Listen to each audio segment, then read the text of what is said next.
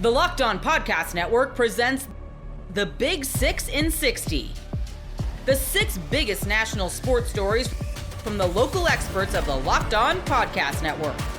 Get the real story, why it matters, what's next, who wins the big game, and more, all in 60 minutes. The Big 6 in 60 starts now with the biggest story in sports. The Cincinnati Bengals catch a break on Monday Night Football. You are Locked On Bengals, your daily Cincinnati Bengals podcast. To me, the thing about watching the Bengals at this point in the season, unexpectedly playing meaningless, relatively speaking, football in December with Joe Burrow healthy and playing well, is that Joe Burrow healthy and playing well is still a heck of a lot of fun to watch. Yeah, heck of a lot of fun to watch. He was great again tonight, 33 of 44, 369, 3 touchdowns, had the one interception that I know he was mad at himself about. But overall, what more can you ask for from Joe? I mean, he's playing at such a high level, moving well in the pocket, navigating, throwing while getting hit, and accurately just seeing the field at a high level, the ability to extend a play and give his receiver, Andre Yosevach, just an extra half second to get open and into a window. Or obviously Jamar Chase, who had 14 catches for $177 and 2 touchdowns. Just video game numbers from these two guys. And when you, regardless of their record, if Joe Burrow and Jamar Chase are on the field, the Bengals are entertaining. The Bengals are a team that not only Bengals fans want to watch, but NFL fans want to watch because they're fun. They're entertaining. And they certainly delivered on that. Joe said he wanted to be entertaining on Monday Night Football. He was. And they found a way to get a win, 27-20. I think a lot of that obviously has to do with Joe and Jamar. You mentioned the luck that was involved. But I will give them credit. This, to me, is their first, and I know they're 2-7 in one-score games technically this year, but this was their first one-score game win that I count. Because that Cleveland game, they were up by multiple scores and gave up a garbage time touchdown. This was tied with 2 minutes to go. And they took advantage of a lucky break and were able to score the game winner with 1:01 left. The kinds of lucky breaks they haven't had this year. Instead, they've had mishandled snaps and holds and missed kicks, and they've had pass interference penalties. Wait. and tonight, they have a punt block that after it's blocked doesn't even travel to the yard to gain for the first down, which is the most hilarious part about all of it to me. The punt didn't even travel far enough for if it had been a completed pass to Muma Jongmeta, who recovered the fumbled or muffed kick, I guess technically it was, after the block. It wouldn't have been a first down, but because of the rules on block kicks and then touch kicks after a punt and all these things, it's a Bengals first down. So yeah, you get a lucky break there. And maybe they shouldn't win if they don't get that lucky break. But in a year where, as Joe Burrow said after the game, they haven't really gotten a lot of breaks like that, it was nice for him and for the team to get one. And then they take advantage of it immediately and go score a game-winning touchdown and put Dallas in a very difficult situation with Cooper Rush at quarterback, who wasn't playing well tonight, despite all the hemming and hawing over Cooper Rush last week. He's not that good a quarterback. From you. Turns out. Yeah, from me. It was a joke mostly. Like, it's tongue in cheek. People get it. And he had the one nice throw early in the game when Mike Hilton can't stay with CeeDee Lamb on the corner route in the end zone. But he's missing a lot of throws late in the game. Anyway, point is where we started this is what was fun tonight was Joe and Jamar and Chase Brown too. I'll put in the conversation. But Jamar Chase with 14 catches gets back to the top of the NFL interceptions. In this game, he leads Brock Bowers, who is second in his rookie year with 87 catches. Jamar is now at 93. He is atop the leaderboard, obviously, in yards as well, where he only trailed Justin Jefferson going into this game, and he's well ahead of Justin Jefferson after this game. And he adds on to his touchdown lead, where going into this game, he already had a 4-touchdown lead over Amon-Ra St. Brown and Terry McLaurin at 13-9. And he adds 2 touchdowns to that tally to get to 6. So in his quest for the Triple Crown, which is one of the cooler stories that we can follow for the rest of the year, in addition to how Joe Burrow is playing and the storyline that is now emerging around Joe Burrow, Jamar Chase, and T. Higgins talking about their future together with the Bengals as a trio that we'll get to a little bit later in the show. Jamar Chase with a big game, big effort to get back on top of those Triple Crown standings. And I'm in favor, James. Give Jamar Chase 20 targets a game going forward. It is fun. And that is what matters to me the rest of the year.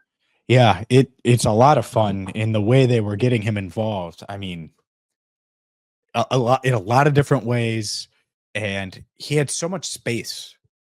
And that was the thing that was unique tonight, I thought, is a lot of times he's on the boundary, just wide open, and just catch and run out of bounds, or that there's a guy in his way, and he makes a guy miss, and then there's 3 more Cowboys there, and he was able to avoid big hits. Like if you're giving him that kind of volume, and there could have been 1 or 2 more catches in there for sure.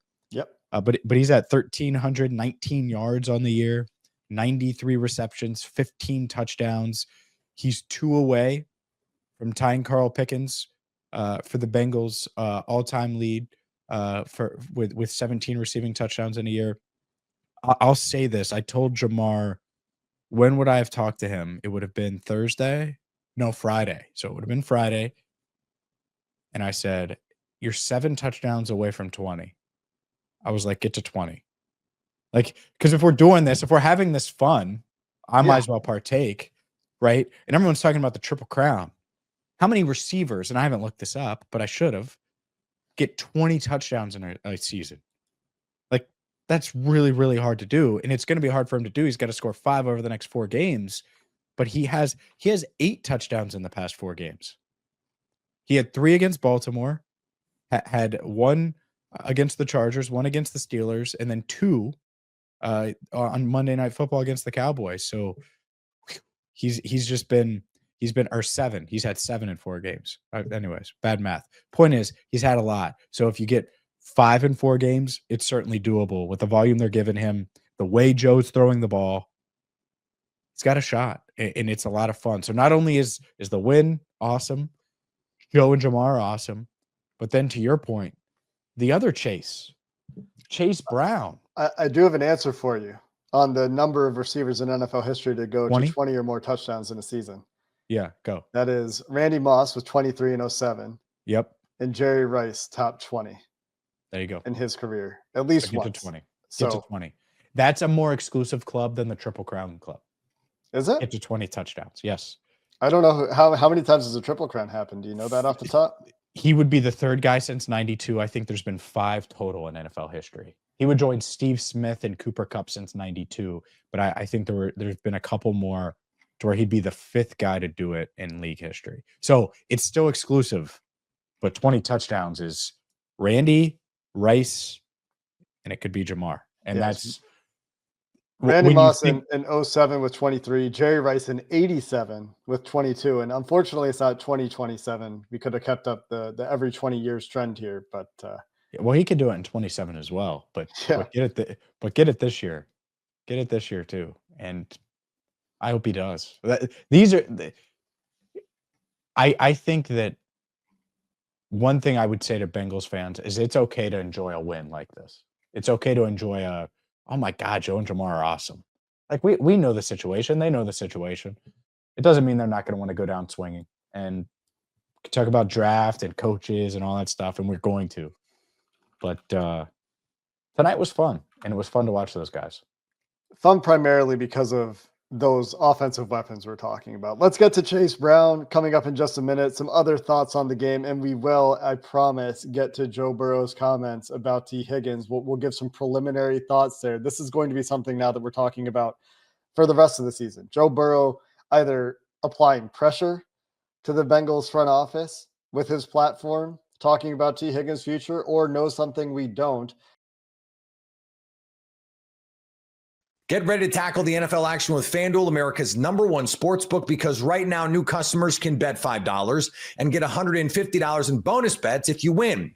The FanDuel Sportsbook app gives you everything you need to place live bets on the NFL all in one place. So when you get a hunch in the middle of the game, you can check out the latest stats, view live play-by-play, and so much more on the same page where you place your bets.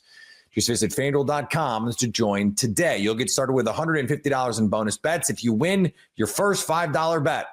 You're going to want to check out some lines from Monday Night Football. The Bengals favored by 5.5 at Jerry World over the Cowboys. I have to start Cooper Rush in fantasy. The Simpsons broadcast is looking at some high-scoring football and has the total 49.5. That's FanDuel.com. Never waste a hunch and make every moment more with FanDuel, an official sportsbook partner of the NFL. You are Locked On Bulldogs, your daily podcast on the Georgia Bulldogs. Georgia won the game. Yeah. And you know, we gave out a lot of flowers on the show, and as we absolutely should. Do want to say here on a Monday, a lot of things being circulated about Carson Beck. Nothing 1,000% definitive yet. Let's just say at this moment, it does not feel good for Carson Beck to be coming back this Hearing season. some people talking about Tommy John surgery needed, the ULC ligament in the elbow, hearing people talk about medical professionals. That's in the going back elbow, on- Clint. Just so you know where that is. But he had ice. That's why he had ice around his elbow, because that's a procedure that is the elbow. Well, I'm an idiot, and so I didn't know that. Some are, some aren't, but you're not. It does not look great is the prognosis. No. And I say all that to say we're going to talk a lot about Gunnar Stockton and this team moving forward if Gunnar Stockton is indeed at the helm. We're not going to say that, we're going to be fine, everything's good, Gunnar Stockton was the best quarterback anyway, because hopefully not for the last time this season, but let's just settle into the fact that Carson Beck has had a disappointing season by his own standards, by everyone's account. But Carson Beck has led this team to 11-2, SEC champion, number 2 overall seed, number 2 overall ranking in the college football playoff rankings, number 2 overall seed in the college football playoff bracket. Carson Beck did that. Now, he didn't perform as well as he could have in every moment. I think you'll find that that's going to be the case with every quarterback that Georgia has moving forward. But kudos to Carson Beck for the way that he led this team. Kudos to Carson Beck from what we saw from him on the sidelines. Listen to me. I promise you, Carson Beck is not going to distance himself from this team and work on his draft stock. That's not what you're going to see out of Carson Beck if, in fact, he is shut down for the rest of the season. I'll just tell you this right now. Carson Beck is connected to this team. He is connected to these guys. He's going to be in Gunnar Stockton's ear every step of the way. And you would expect nothing less from a Kirby Smart coach team. Kirby Smart, by the way, gives us a couple nuggets post-game, and Tate Ratledge as well as an interview. No one knew that Carson Beck was coming back in the game. And this is how you know that he is connected. Carson Beck ain't going nowhere. This team loves him. You should love him. He up and down season, like Daniel said, but he's going to be there helping out this entire time, like every other dog has been, because culture matters. Don't know if you understand this. Sure does. College football playoff hopeful teams. Well, hope will only last you so long, Clint. Hope only goes so I long. hope to play in the NBA one day. Let me put Spoiler. a pin in that. That's over. It's finished. That's done. I hope Alabama gets back to Nick Saban-esque heights. Same thing. Same thing I That's just said. over. It's just That's- the same thing. Yeah. It's the same. Because we actually have a coach. You don't. He's going to be connected to this team. He's not going to transfer because he's going to go to the draft. But we didn't know he was coming back in the game. Tate Ratledge didn't know he was coming back in the game. No one thought that he was coming back in the game except Carson Beck said, I can hold a football. I can hand it off. Let me help this I can team. do that. And he did help this team again. Yeah.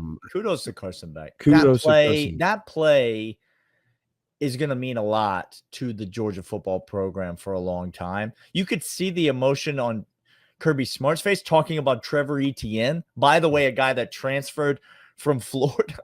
Oh, no. And said, this is why you come to Georgia, to compete for SEC championships.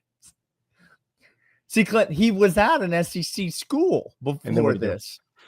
And then he went to a winner. He wanted to win. You play to win the game.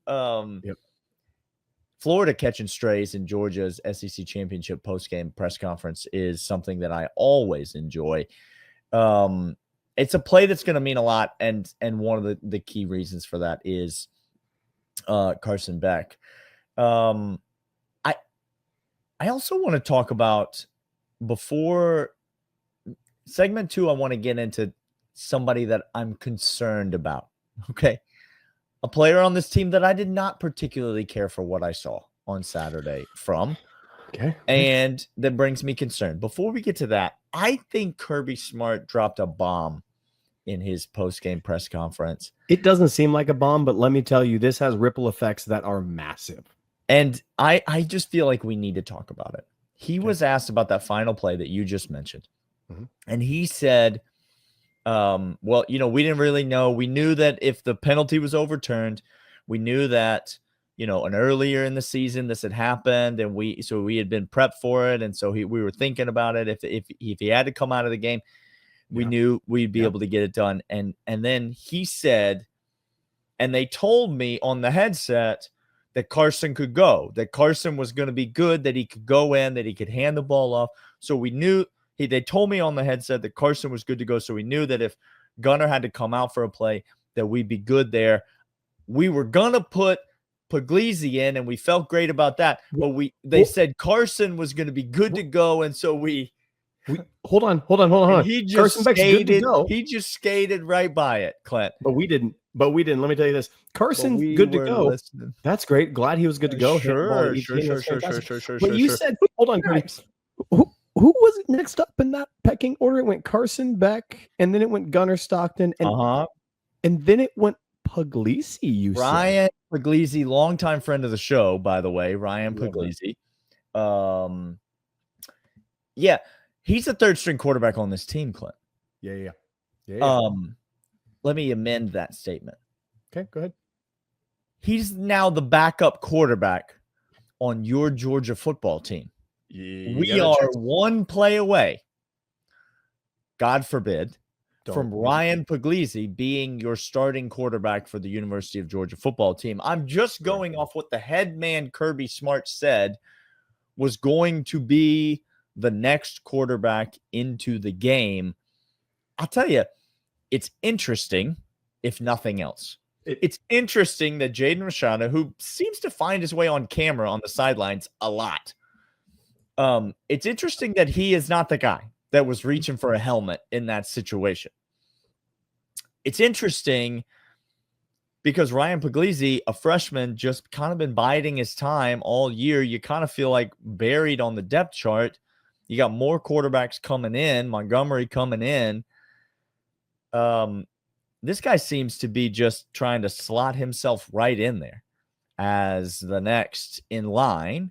Something that we've said all along, this guy was no Dylan Raiola insurance policy. This is the guy that was here, and he was ready to get after it from day one. We had him on this show, and you could tell this kid's got it. You can tell this. Let me repeat. If you leave Georgia and you choose not to play for Kirby Smart, here's the reason. I will tell you, just skip over the paywalls. Skip over everything. Skip them. It's because you don't like competition, one. Yeah. Or you tried competition and other people beat you out, two. The reasons. That's it. How much will rest help LeBron James and the Lakers? You are Locked On Lakers, your daily Los Angeles Lakers podcast. So the Lakers, I'm going to go ahead and say this is one of those, if it was a playoff game situation, LeBron could have played type deals. But the Lakers kind of made the calculated choice and sat him on Sunday. And the results were fine. It was what you would expect it to be against a bad Portland team in your own building. And so I don't want to say they got away with it, but the plan went as they would have liked it to. And now LeBron gets a little bit of extra rest. Yeah, it was not just the plan coming to fruition in terms of the win. It was also, according to a lot of the guys on the court, it felt like a rejuvenated version of themselves in terms of the energy they played with, in terms of implementing JJ Redick's vision on certainly offensively. And look, before people start taking this as just backhanded commentary against LeBron. I mean, you did go right there. after I mentioned LeBron didn't play. So, well, it's difficult to discuss a game that LeBron didn't play in without mentioning what happened when LeBron wasn't out there. I was going to say I believe this actually began in the Atlanta game where they were running their offense considerably better. I thought LeBron's energy on both sides of the ball was quite good. Like one of the best we've seen from him in a while. And I said after the game on Friday in our show that I thought that energy was infectious.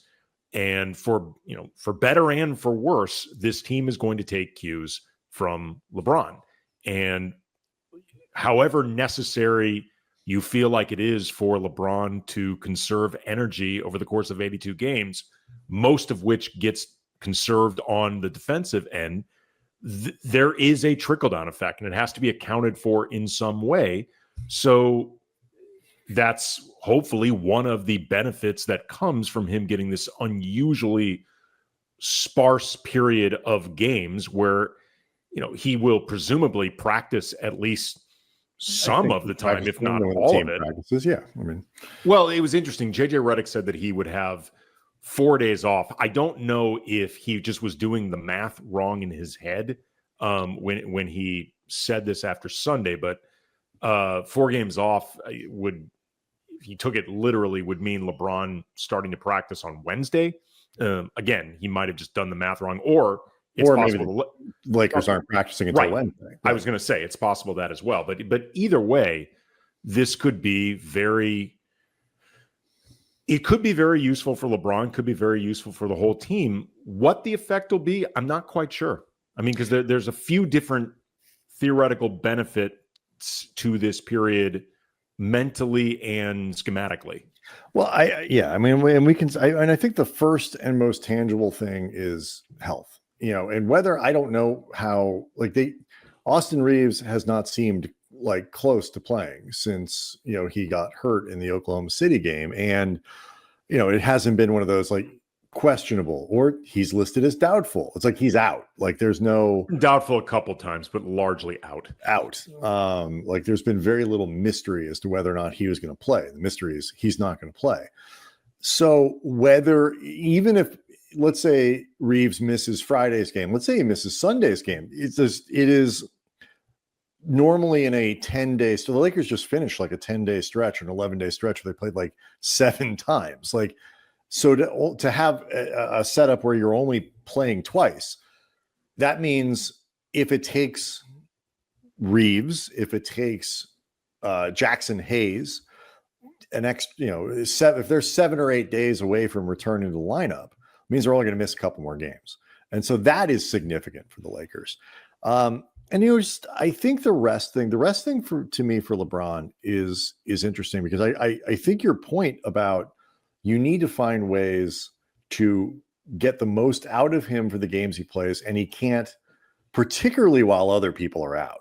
He can't completely abdicate the defensive portion of the game. And so I think what they got to was an understanding as a group when things were just going really bad for the team and also really bad for him, that whether there's the last 60 whatever games that are left in the season, or 50, I forget, I haven't done the math. This notion of all 82, which is obviously out the window, but even all 81 or all 80, it is going to have to change. And the biggest thing is, to me, is this is an extraordinary stretch where I would expect LeBron to look really spry on Friday. I would expect him to look spry on Sunday, and then spry again on Thursday when they play finally again. But what happens when the next 5 games in 9 days, or so, those are the parts that they're really going to have to change how they manage to make sure that they're always getting the best possible version of LeBron every time he plays. And if that means, the third game of that 5-game stretch, so we're going to make it so LeBron has an extra day off in between and isn't playing a back-to-back or whatever it might be, I would expect them to reconfigure how he's deployed going forward to avoid what we just saw in this miserable stretch of schedule where the Lakers played sort of endless basketball. It wouldn't surprise me if something like that happened. Assuming they have the human beings to put in the lineup. Right. And also, too, that this is truly more of something that is to be managed for LeBron physically and mentally. LeBron talks all the time about the mental element of this and how that can be the hardest part of playing at his age. And also, too, I think playing in a place where you really have nothing left to accomplish or prove. It's really just redoing the things you've already accomplished. But like, it's assuming that this isn't like an issue of, no, his foot is really problematic and it feels like it's a full-blown injury on the verge of happening, and we're just trying to avoid it as best as possible. It's going to be interesting to see how they can work out like a miss every fifth game or something along those lines, because the West is super difficult. And I don't know if it'll even be that easy, because I know LeBron played in the Olympics, but at the same time, he had a lot of time off in between the Olympics and the start of the season. And not even 20 games into the season, this started becoming a thing. And I know they played a lot of games, right? But that's the thing. But that's a big if. Like, is the issue that he just can't play, an NBA schedule anymore, or is he might not be able to play that NBA schedule? Like, those points in the schedule are going to be problematic, as they frankly are for a lot of players, but like even more so for a guy with that much mileage and that much age. And there's a stretch in January where they play. Basically the month of January is essentially every other day. Yeah. And, that is a lot, but at the same time, it's also an NBA schedule. No, it's normal. But the question, you're right. It's when you start getting those, it's the every other day. And look, he may end up missing a game here and there. And I think the foot thing is it's a little like the plantar fasciitis that Anthony Davis has. Like, there pops up sometimes worse some days than others. And they're obviously going to be very careful with LeBron generally. But it's when they put in the extra back-to-backs. It's when the NBA's cut a lot of that stuff out. But those are the times when it's like 4 games in 8 days, 5 games in 10 days is a lot different than 7 games in 10 days or 8 games in 12. Like that is a big difference. Get ready to tackle the NFL action with FanDuel, America's #1 sportsbook, because right now new customers can bet $5 and get $150 in bonus bets if you win. The FanDuel Sportsbook app gives you everything you need to place live bets on the NFL all in one place. So when you get a hunch in the middle of the game, you can check out the latest stats, view live play-by-play, and so much more on the same page where you place your bets. Just visit FanDuel.com to join today. You'll get started with $150 in bonus bets if you win your first $5 bet. You're going to want to check out some lines for Monday Night Football. The Bengals favored by 5.5 at Jerry World over the Cowboys. I have to start Cooper Rush in fantasy. The Simpsons broadcast is looking at some high-scoring football and has the total 49.5. That's FanDuel.com. Never waste a hunch. You make every moment more with FanDuel, an official sportsbook partner of the NFL. Your Kansas City Chiefs are AFC West champions. But from the land of the free and the home of the Chiefs, this is the Locked On Chiefs podcast. Waiting on the injury news for DJ Humphries, the newest acquisition that is trying to solidify. And on further reflection, I think did do a decent job for a guy that was super, super rusty. And he had a report today that he felt better coming in this morning, the day after what is obviously a soft tissue injury of some kind. But they are waiting on results of an MRI before they can tell us any more.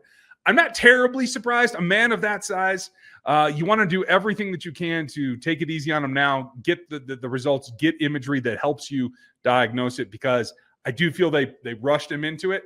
Maybe they felt they needed it, but now they have to make sure that they take full advantage of everything they can to help him heal. Yeah, and I do think that what it comes down to is exactly what you just said. They rushed him into it. They did not give him a chance to get acclimated. They didn't give him a chance to get ready And as much as we like to talk about these players being plug and play, they're not. The reality is he's been out of football for almost a year and didn't have enough practice time, had one padded practice, I think is what I heard.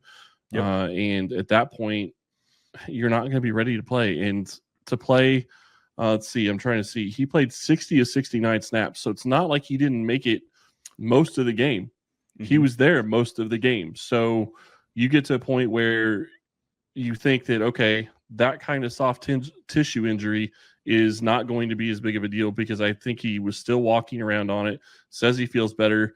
Maybe it's something that keeps him out of this next week, and it would probably be smarter of the Chiefs to keep him out this week if there's an injury that they think could linger, because they have a rough slate, as we talked about, of 3 games in 10 days. Yeah, absolutely. And it wasn't a great outing. I mean, it wasn't a bad outing. Again, for all of that circumstance about getting him onto the field, I felt that he played pretty dang well, to tell you the truth, especially against Mack and Bosa. He did end up, Next Gen had it at 8 pressures. PFF has it at 5, so it's somewhere in between, depending on what you think the assignment was. But he did give up a sack, and he did give up a couple of hits. And that's the key thing, because by my count, Juwan Taylor gave up 1. And other than that, Trey Smith, 2. So too many contacts with Patrick. Overall, that stacked out to 10 hits, 10 things. And for those of you who've been around here for a long time, Chris and I have been doing this show for going on, 8,000 years. But I used to track quarterback contacts, the hits and the sacks combined. How many times a quarterback got beat around and got hit by a pass rusher? That has its toll. And I think it's something I might go revive at this point, to tell you the truth, because it starts to stack up. So while it was, I think, a decent outing for him as his first action as a Chief, they can't let him go back out there until he's healthy enough to build upon it. They can't have him come down and perform worse than that, in my opinion.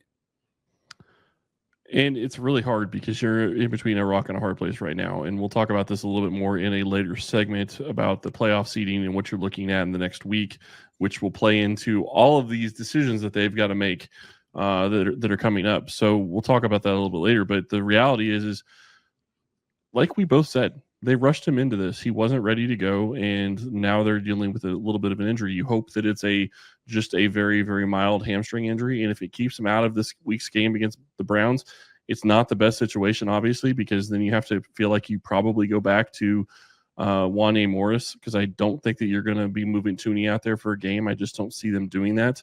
I think that's a bad risk, not only for his position, but also because of injury.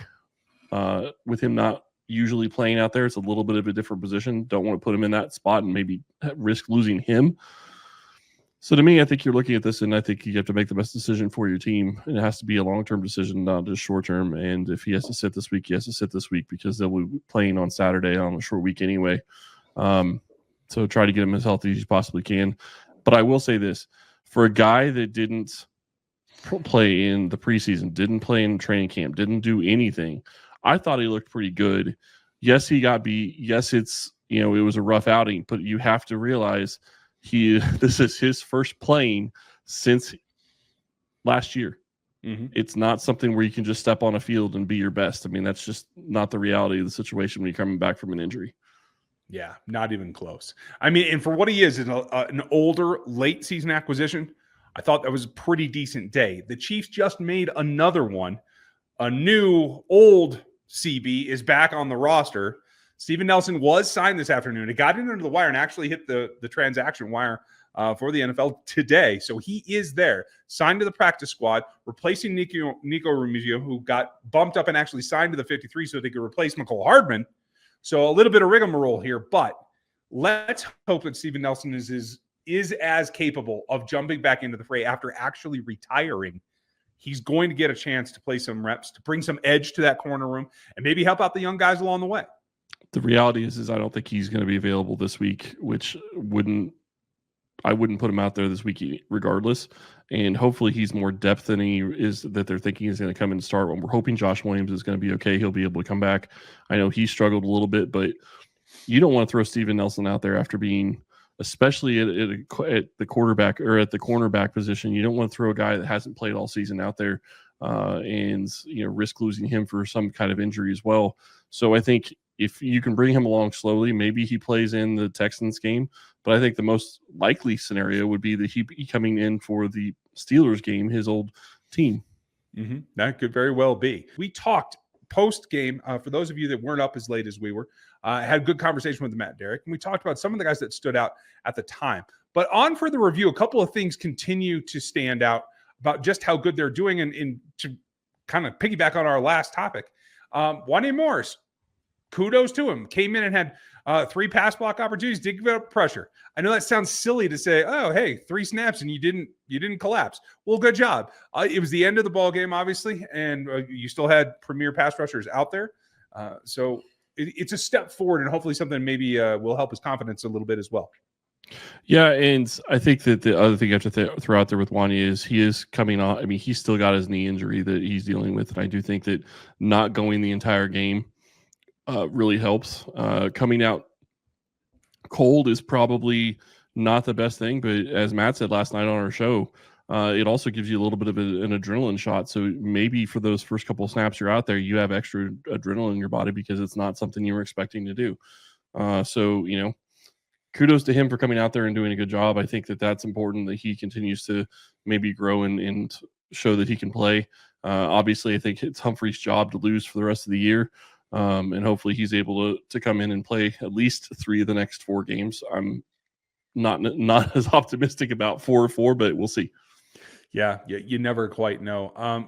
Kudos, and I hope that he gets back to Joshua Williams. Ended up, he did give up 100% completion rate, but for 25 yards on the night. And I don't know, they didn't classify it today, but looks like a neck thing, possibly a stinger, something neuro, something hopefully that will subside with time here. So hopefully he's back in there, because we've seen, 7 guys run at CB2. They're hoping to get somebody to settle that down. Doesn't sound like Jalen Watson's going to make it back this season. So hopefully Joshua Williams can't. Yeah, and that's important. And we'll see what they get with Steven Nelson over the next couple of weeks. Again, I don't think he plays next week, obviously, but maybe he plays. Maybe they bring him back for the Texans game. We'll see. The other reality, and this is something we'll talk a lot more about in the next segment, is they're also probably going to be in a situation where, we talked about this last night, if they win 3 out of their next 4, if they could find a way to win the next 3 games, they're the number 1 seed. And then maybe you have some of these issues that go away with being able to rest some guys and getting some younger guys some experience that they're really going to need going into the playoffs. So I do think that could help the cornerback position as well. Yeah, I agree with you. Unfortunately, there's a negative side to every ball game as well. And one position group in particular stands out to me. And it's a group that we've talked about a little bit, but mostly in terms of doing something that it's not supposed to do. Tamari Connor obviously was targeted as more of a nickel corner a lot, but it's out of 13 guys who got rankings, who were out there on the field in coverage, 3 of the bottom 4 are the other safeties in Justin Reed and Brian Cook and Jaden Hicks. Rough game for Hicks. Blew 2 assignments that I was aware of just watching it. I'm sure there's a couple others there that I'll see on all 22 at some point, but this is what it comes down to. The Chiefs don't have a true free safety. They have 4 space players that are either box safeties or robber types that can play a little bit deeper but still need that space. The true center field, read the quarterback guy is not on this roster. And they did this knowingly. They felt that they can compensate and guys can learn. Right now, it's not coming along fast enough. And I felt particularly bad because I felt like they put Jaden Hicks too much as a single high in particular. But that free safety by himself, he hadn't had, I'm looking here, more than 4 snaps, played 17 single high last night. Too much for him. Well, the other side of that, though, is who they took out to let him do that is Brian Cook. And that was kind of surprising. I wasn't expecting to see that. I will say this. I love what Brian Cook brings to the game. I don't think he's fully back from his injury, and I think that it's showing just a little bit, and I think it's kind of the wear and tear is kind of catching up to him at this point in the year. So maybe that's part of the reason that they gave Hicks more snaps. Although I will say I'm also a little surprised that they didn't take some snaps away from Justin Reed. It's not to take away snaps from Reed, but if they're going to have him kick off, that is really basically another snap for him and you have to start worrying about his body. And for people that say that well, he's just kicking off, no, he's trying to make a tackle. That's the reason that they're having him out there. He's trying to run almost the length of the field like they used to do to try to make a tackle. So he's going to take some shots, or he's going to be delivering shots. Yeah, you're right. Along those notes, though, I did want to throw out a little note. I think it was also a very short night. 3 coverage snaps for Keith Taylor. But I did notice during the ball game that the fact that he's been around and he's not a first or second year player, he was communicating out there. Now, I don't think that he's as talented physically as the rest of the corner group right now, but he was being active. He was trying to communicate, understand what he was supposed to do, ended up grading out okay. So maybe that's a ray of sunshine at the corner group as well. Yeah, and he's going to need to continue to get some snaps over the next couple of weeks, so that if he can continue improving and just giving them something. Don't forget, I mean, you had a guy step in last year, and right now his name is going away from me in the playoff game, but getting an interception in the playoff game. So you're gonna need guys to be able to step up. You're gonna need guys to get experience, and it doesn't matter if they're getting experience against a team like they played in the Chargers, or they're going to get experience against the Browns. NFL experience and game experience is what's important, and getting up to that speed, because it is a different game. Yeah, you're absolutely right. On the offensive side, one guy that I do want to shout out on the positive side, other than Samaje Perine, who did have that nice screen pass, the guy that I don't think is getting enough credit right now because he's playing physical, he's in the rush game out there as a blocker. Juju Smith-Schuster averaged 15.5 a catch last night, 2 for 2 on target, same as Worthy, a perfect 5 for 5. It's coming together. You know what I mean? Like having him out there, I think, is a stabilizing factor. Get ready to tackle the NFL action with FanDuel, America's #1 sportsbook, because right now new customers can bet $5 and get $150 in bonus bets if you win. The FanDuel Sportsbook app gives you everything you need to place live bets on the NFL all in one place. So when you get a hunch in the middle of the game, you can check out the latest stats, view live play-by-play, and so much more on the same page where you place your bets. Just visit FanDuel.com to join today. You'll get started with $150 in bonus bets if you win your first $5 bet. You're going to want to check out some lines for Monday Night Football. The Bengals favored by 5.5 at Jerry World over the Cowboys. I have to start Cooper Rush in fantasy. The Simpsons broadcast is looking at some high-scoring football and has the total 49.5. That's FanDuel.com. Never waste a hunch. You make every moment more with FanDuel, an official sportsbook partner of the NFL. You are Locked On Buffs, your daily podcast on the Colorado Buffaloes. Colorado obviously is going to have a big offseason in terms of building up the roster again. They're set to lose a handful of key contributors: Shedeur Sanders, Travis Hunter, a couple of offensive linemen, wide receiver, their whole entire wide receiver core, a couple defensive linemen, linebackers, a lot of needs, a lot of wants. But I think the biggest question is, how do they replace Shedeur Sanders, right? He's the Big 12 Offensive Player of the Year, the Johnny Unitas Golden Arm Award winner. I think he's probably the best quarterback in college football. Just doesn't make mistakes, throws a great deep ball, great arm, great accuracy, really smart, really intelligent. But Colorado doesn't have a lot of depth behind him. So what does Coach Prime do? He goes out and gets a 5-star quarterback in Julian Lewis. However, I brought this up the other day, and a lot of people got upset with this, but I said it wouldn't shock me if Colorado goes after a portal quarterback, because you know why? Because Coach Prime wants to win right now, and he wants to contend. And in past years, starting a true freshman quarterback right away is not something that we see, nor is it something that often leads to success. So it doesn't shock me. I wanted to first present to the quarterback who they're after. It's Caden Salter of Liberty. He started his career at Tennessee. He was a blue chip 4-star quarterback, got dismissed from the team in the spring, ended up at Liberty, and in 2023 absolutely blew up. He was the Conference USA MVP, led Liberty to its first undefeated regular season in program history. On top of that, threw for 32 touchdowns and also rushed for 12 on the ground. This past year, Liberty went 8-3. He threw for 1,800 yards and 15 touchdowns, and then rushed for an additional 7. So he's a dual threat guy super experienced, right? He has 1 year of eligibility left, which I think while a lot of people want to see Julian Lewis right away, and a lot of people think, you know what, he's not coming to Colorado to sit the bench. I think Julian Lewis knows that Coach Prime has his best interest at hand, right? Coach Prime wouldn't do this just for S and G's, right? He's not going to bring in Julian Lewis just for the optics and then be like, okay, now that we got a 5-star quarterback, everyone can get off my back and I'm going to make these moves. No, he wants to win right away. And if Julian Lewis isn't ready right away, Colorado doesn't have a solid situation behind him. We'll just put it that way. So Caden Salter, dual threat quarterback. First of all, I'm going to talk about why I like Caden Salter, and then I'll talk about the Julian Lewis aspect of it. First of all, he's a dual threat guy, right? And I think to succeed in Boulder right now, you need to be able to make plays with your legs. And Shedeur Sanders, I think there's one criticism of him that you could have is that he held onto the ball too long at times. Now, he greatly improved this past season, but still there's quite a few games where there was 1 or 2 sacks and they were both on him because he was holding the ball too long. He's not known as a runner. He could run, but he does not known for it. Caden Salter is a dual threat athlete that I think opens up the playbook a bit more. I think it helps hide the fact that Colorado's offense line hasn't been good at protecting the passer, because when in doubt, he's going to make a play, right? I think I would take Shedeur Sanders 10 times out of 10 over every quarterback in college football.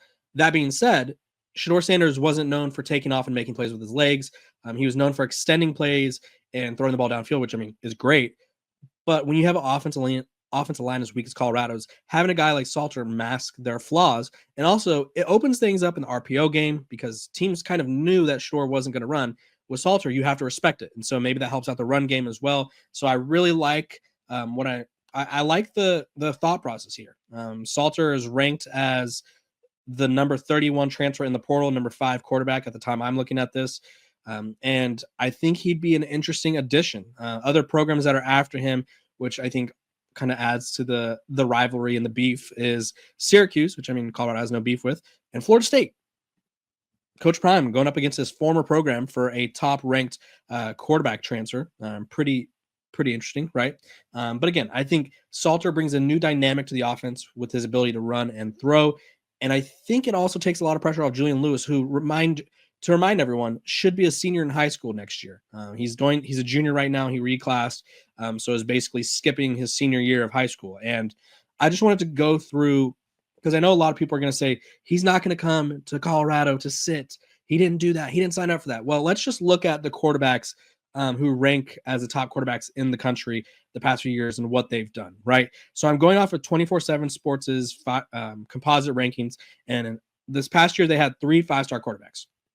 DJ Lagway, who didn't start over Graham Mertz, and the only reason he started over Graham Mertz was due to injury. I think he probably was going to take over as a starter eventually anyway if Graham didn't get injured, but DJ Lagway did not start right away.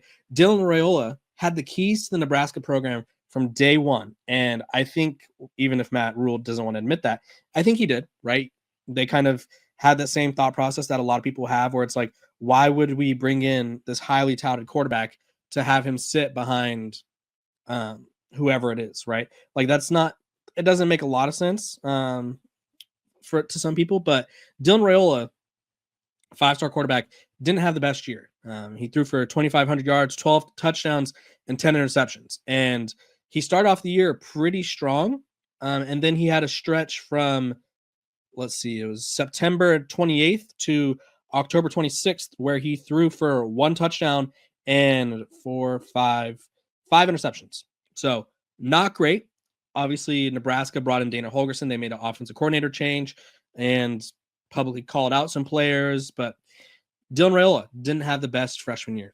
He, I think, showed some shining moments, like his game against Illinois, for instance, 297 yards, 3 touchdowns. His game against Colorado, 23 of 30 for a touchdown. He completed 76% of his passes.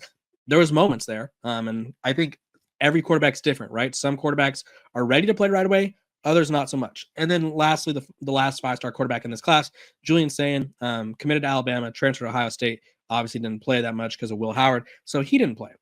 So 2 of the 3 did not start right away. And the ones that did play, DJ Lagway, I think, found his groove later in the season. I think Lagway was the exception, right? I would say Dylan Raiola had a C+, B- type of year. DJ Lagway had about an A- A grade type of year. And I think he's probably the reason that Billy Napier's got his job saved. Let's go to the class before that. 5-star Arch Manning has not started.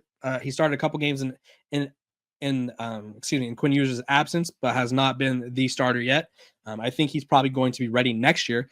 Nico from Tennessee, he didn't start right away, right? They had Joe Milton. So there's a lot of cases to be made. Like, yes, it's exciting to see how these quarterbacks do, but let's continue on, because there was 5 stars in the class of 2023. Dante Moore at UCLA had a very up and down year. He left UCLA as a player who they went to him, they went away from him. They brought in Ethan Garbers a few times, and he transferred. He's currently sitting behind Dylan Gabriel and learning, which is something that he wanted to do because obviously he was not ready his freshman year, which saw him complete 53% of his passes, throw 11 touchdowns, 9 picks. Clearly he wasn't ready. Jackson Arnold, same thing. He didn't play right away.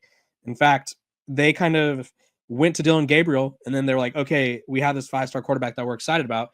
And Jackson Arnold is currently in the transfer portal after being benched for a 3-star quarterback, and he's probably going to end up at Mississippi State, which is probably one of the worst programs in the SEC at this time. And then Malachi Nelson didn't see the light of day at USC and is now the backup at Boise State. So just because you land a 5-star quarterback, all of this to say, doesn't mean that he's going to come in right away and play. If Colorado can somehow make sure that Julian Lewis knows, hey, you're going to get the keys to the program when it's your turn, but we want to make sure you're ready. If Caden Salter is willing to come to Colorado and thinks that he can help Colorado contend right away, win a Big 12 title, why would Colorado not take that opportunity, right? You want to win games, right? And I know a lot of people talk about, well, Julian Lewis, that's not what he signed up for. Julian Lewis, he knows what it takes, right? I don't think anyone was going to promise him the job. I think people promised him an opportunity to compete for the job. And at the end of the day, we have to see how this plays out. But I personally think that Colorado taking a transfer portal quarterback wouldn't be the worst thing. You guys comment below. I know everyone's going to agree or disagree with this one. Does Colorado need a guy like Caden Salter, who's a dual threat, veteran quarterback that can also give Julian Lewis some time to learn the system and get ready? Get ready to tackle the NFL action with FanDuel, America's #1 sportsbook, because right now new customers can bet $5 and get $150 in bonus bets if you win. The FanDuel Sportsbook app gives you everything you need to place live bets on the NFL all in one place. So when you get a hunch in the middle of the game, you can check out the latest stats, view live play-by-play, and so much more on the same page where you place your bets. Just visit FanDuel.com to join today. You'll get started with $150 in bonus bets if you win your first $5 bet. You're going to want to check out some lines from Monday Night Football. The Bengals favored by 5.5 at Jerry World over the Cowboys. I had to start Cooper Rush in fantasy. The Simpsons broadcast is looking at some high-scoring football and has the total 49.5. That's FanDuel.com. Never waste a hunch and make every moment more with FanDuel, an official sportsbook partner of the NFL. Is Cam Rising leaving Utah? You are Locked On Utes, your daily podcast on the Utah Utes. Matt Zeinert of CBS Sports and 24/7 Sports reported the current expectation is that star QB Cam Rising won't be back with Utah next season, sources tell me. Before we give our reactions to that, I do want to say that friend of the show, Alex Markham, also from Utah Rivals, put out that regarding, this comes to us from his X feed, regarding the report that came out, it's important to note that yes, Cam is leaning towards leaving, but no final decision has been made at the moment. This is the current expectation, but things can change fast. Things can change fast, as Alex said. But Matt, I don't believe they should. I believe it's in everyone's best interest if Cam moves on and if Utah moves on. Cam, I said this last week, Cam has missed 22 of the last 25 games that Utah football has played in. In a sport that's important as the quarterback position, it's paramount to a football team. When you have a guy who unfortunately just can't stay healthy, is horrible injury luck, I believe it's best for Cam to move on, whether it's looking somewhere else or potentially not playing football and prioritizing his health. And it's just best for Utah to move forward with a new plan at quarterback, as tough it is as it is to say bye to Cam Rising. Yeah, it's just everything's changing, right? Basically, the entire quarterback room is now empty. The running back room, pretty empty. I just got a couple guys left there. It's just kind of time. And so I can see why Cam Rising would be leaning towards leaving. But it is interesting, kind of funny how just in true Cam Rising fashion, he hasn't come out yet and said if he's going to stay or he's going to go. It's just some other source saying he's leaning towards going. I get the sense from Ute fans, they love Cam Rising, but they just don't want the last 2 years to happen again in 2025. And there's just so much of a risk of a guy that's been hurt so much that if he says that he's going to come back, what that does is it makes it very difficult for Utah to bring in a high quality quarterback from the transfer portal. And when you currently have 0 quarterbacks in your quarterback room other than Cam Rising, who's leaning to leave, then you really need some good quarterbacks from the transfer portal. Hey, I think Dallin Engelman is still. Or that's Engelman, true. That's true. We got one. That's right. He's still there, as far as I know. Yeah, shout out to you, Dallin. Appreciate you sticking around. Could very well be and Wyatt Becker just committed too. But that is a very young and youthful quarterback room, and obviously Utah will bring in another option there too. Okay, couple things. One thing you just brought up about the fan frustration with Cam Rising at times, not Cam himself more so, but just the circumstances always surrounding Cam Rising. A lot of the frustration directed at Cam Rising has been because Kyle Whittingham gave us timelines of Cam's health that didn't come to fruition. So therefore, it made Cam look bad. And not a lot of people are talking about it, but Kyle actually did that again 2 weeks ago. His press conference leading up to the UCF game said he had spoken to Cam and that 7 to 10 days from now or after the season, whatever it was, like Cam was going to let them know and announce his decision. We're 2 weeks past that press conference when it was said. So we're past the timeline again. So it's once again a time where it's like, why are we left in waiting? Like I think Utah fans are ready for the point where we just want to get back to celebrating what Cam Rising did rather than being frustrated, waiting on if he's going to come back. And that's where I feel he is he's a top 5 quarterback to ever play at the University of Utah. Absolutely. What he did 2 seasons, if he would have stayed healthy for even one more year, record books would belong heavily to Cam Rising. Did a show on that this offseason. But as it's going to take time until we get back to remembering for that, because unfortunately, a lot of fans will just have that sour taste in their mouth in the short term of all the frustrations of the injuries and just the fact that he couldn't stay healthy. Not his fault, but just a matter of fact that so often Utah lost games because Cam wasn't out there. And that frustration was unfairly directed at him. Absolutely unfair. He's a Ute legend. I think it's very safe to say that. He is a Ute legend. No other Utah quarterback did what he did, and that's go to 2 Rose Bowls. Just the games that he was able to win basically single-handedly, I think especially back to that USC game. But yeah, the championships against Oregon, and he did so much Utah.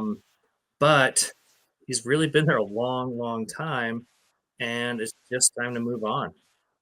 It is. And we're going to have a time when Cam officially announces his decision, whether it is to surprisingly come back. I think all of us would be surprised at this point. If that is based on the reporting in which both Zeinert and Markham say he's leaning towards leaving, that we'd be surprised if he comes back. We'll have more time to celebrate Cam, but 2 stats just to remind people about what Cam Rising's done. He ranks 4th all time for Utah in career passing and total touchdowns. And he also ranks 5th all-time in career wins with 20, and that easily, had he stayed healthy, would have been, I believe, gone up to 28, potentially even more.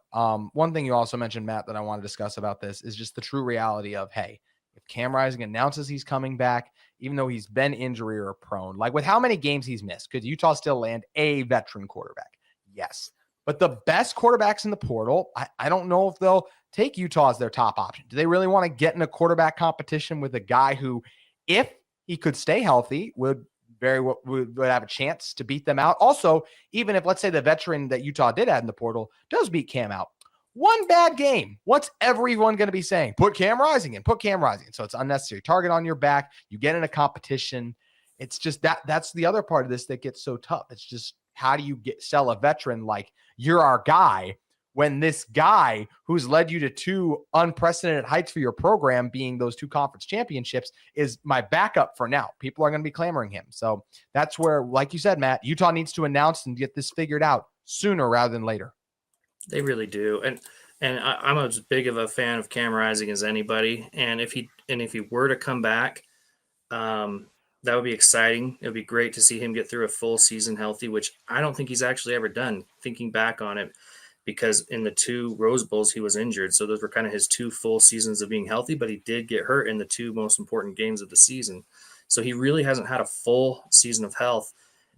There could be a quarterback that looks at it and says, yeah, my chances of getting to play are pretty high based on the history. But like you said, the top quarterbacks aren't going to do that. And honestly, just hearing you talk about that, there's no way that if a healthy Cam Rising can play, that he wouldn't be the starter. So, and transfer portal quarterbacks know that Cam Rising is an excellent quarterback when he's healthy. They won't want to come if he's staying here at Utah.